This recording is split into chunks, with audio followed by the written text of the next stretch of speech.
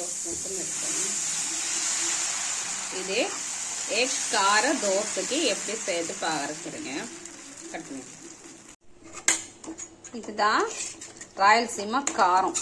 இதுதான் இந்த தோசையில போட்டு எக் போட போறோம். இது நெக்ஸ்ட் வீடியோல நான் சொல்றேன் எப்படி செய்யறதுன்னு.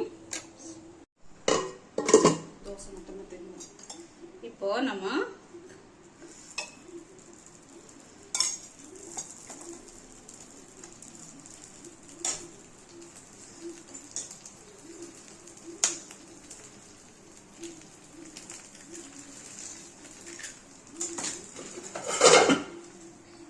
இப்படியே இது மேல வச்சு ஸ்ப்ரெட் பண்ணிட்டே இருக்கணும்.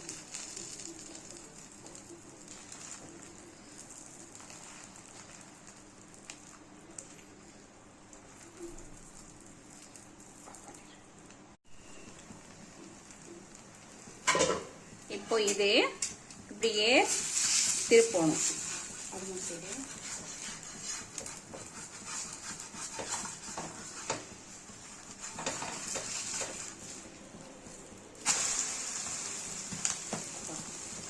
இப்போ இதே நம்ம ஒரு பிளேட்ல எடுத்துக்கலாம்.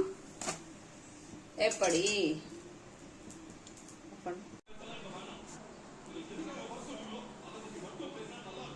இதுதான் எக் காரம் தோசை எப்படி இருக்கு?